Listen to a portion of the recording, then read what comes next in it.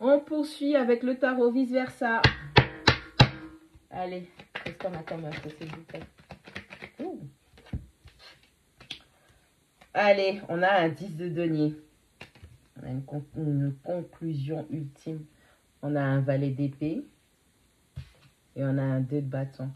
Vous êtes en train de faire appel à toute la sagesse qu'il y a en vous, en cette situation, par rapport à un lien très très fort que vous avez. On a une union. On a une union très fertile qui se présente à vous ou que vous êtes en train de concrétiser. Vous êtes en train de rassembler vos esprits pour pouvoir faire les bons choix, faire les bonnes choses. On a la tempérance. On a un 5 d'épée. Vous étiez dans des illusions, dans des mensonges, il y avait de la manipulation. Vous avez été faux, on vous a fourvoyé. Il y a une notion de manipulation par rapport à une tempérance. Le fait que vous soyez calme, être dans la compréhension, dans l'acceptation. On a en croisement un cavalier d'épée. On va y arriver. Ouais. On a un 5 d'épée, on a un cavalier d'épée. On dit que c'était une bataille très féroce au niveau du mental. Mais la tempérance est venue apporter de l'eau, mettre de l'eau dans votre vin. Par rapport à une manipulation, par rapport à une des manipulations mensonges, vous étiez prêt à trancher. Mais on a votre bon cœur qui a été tempéré quand même avec la tempérance. Où on vous dit que c'était pas la peine de laisser votre propre démon, votre diable, votre ego prendre le dessus dans cette situation. On a un roi d'épée qui tourne le dos, qui est dans l'indécision aussi. Et c'est comme si ces indécisions-là, c'est ça qui empêchait une décision trop radicale, trop violente de se mettre en place. C'est comme si ce n'est pas le moment. On a la roue de fortune. On a un 4 d'épée. Vous êtes encore dans l'introspection. Oh, on va quitter une situation. Vous allez trancher de toutes les façons. On a le 6 d'épée où vous êtes divinement accompagné à la sortie. Alors ça peut être vous, ça peut être une autre personne. On est face à une situation où dans une relation, il y a une relation, potentiellement un lien très très fort où vous avez découvert des mensonges, des trahisons. Et il y a peut-être eu avec la tempérance, c'est comme s'il y a eu énormément de colère. Vous étiez prêt à trancher dans le vif. Parce que pour vous, c'est impardonnable. Vous étiez prêt ou prête à être impitoyable. Mais au final, on a un apaisement émotionnel qui vient se faire. Vous êtes quand même dans une énergie de roi d'épée où vous tournez le dos et vous préférez peut-être vous taire, laisser cette personne dans le froid. C'est peut-être pas à fond ce que vous voulez puisqu'il est en croisement, ok? Mais vous préférez laisser cette personne dans le froid et ne pas trop lui donner de réponse pour ne pas, on va dire, adopter le même comportement que cette personne et ces personnes ont eu vis-à-vis de vous. On a la roue de fortune qui dit qu'il y a de grandes bénédictions, la chance qui vient parce que justement vous êtes en train de faire preuve de rectitude au niveau de votre karma. Vous n'engendrez pas plus de karma que ça. Là, vous êtes en phase de repos, vous êtes en phase de compréhension, vous êtes en train d'analyser toutes ces situations, vous êtes épuisé mentalement. On a quelqu'un qui a besoin de se recharger. On a un 10 de bâton qui vient nous confirmer que oui, vous êtes épuisé. Les fardeaux, les responsabilités, toutes les responsabilités émotionnelles.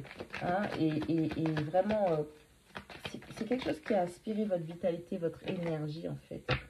On a l'as d'épée. Bon, du repos, apprendre à dire non. On change, on switch sa mentalité. Hein, on met des limites, on met des limites, on met des barrières. Et on apprend à rentrer dans son pouvoir. Je dis non si je ne veux pas. Je dis oui si je le veux. On a quelqu'un qui se redécouvre. On a quelqu'un qui est sorti de loin. On a le cavalier de bâton. Cette personne ou vous, hein, vous êtes peut-être dans une énergie de joueur. Vous aviez plusieurs options, vous avez plusieurs cartes en main. Et aujourd'hui, ben, on a quelqu'un qui dit, écoute, j'ai vraiment... C'est comme si la personne vous disait, j'ai déconné, j'ai joué à des jeux, j'ai joué avec le feu. C'est quelque chose qui m'a surchargée. Et aujourd'hui, je change ma mentalité. Je sais qu'il faut que je change, que je transforme cette façon de réfléchir.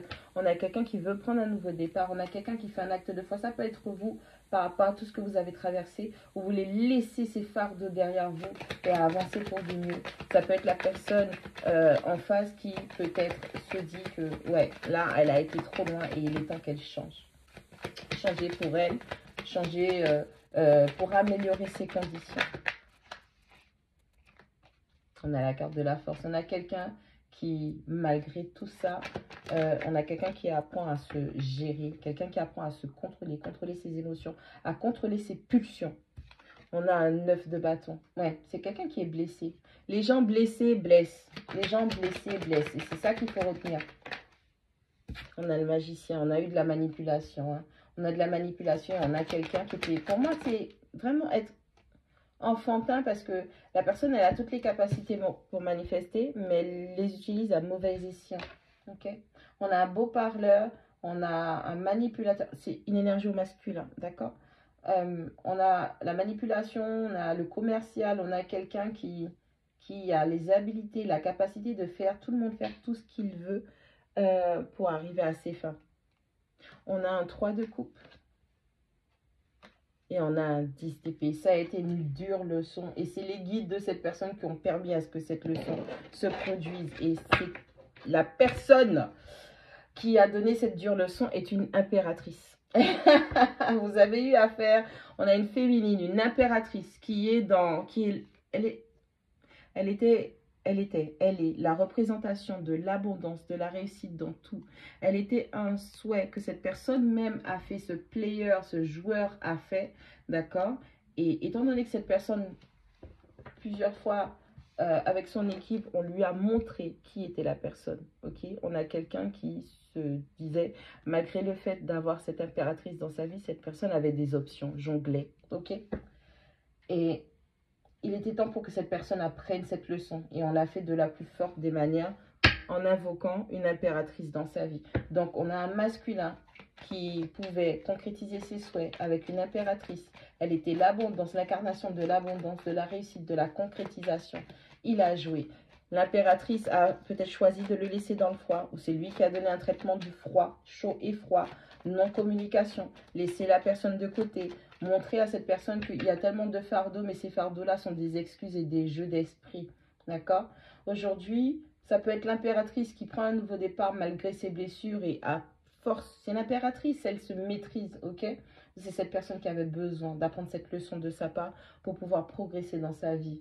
Aujourd'hui, cette personne est en train de clôturer des cycles karmiques, des choses extrêmement difficiles. Et elle est en train de constater les dégâts qu'elle s'est fait et qu'elle a fait à l'impératrice. On a quelqu'un qui est peut-être dans une dépression.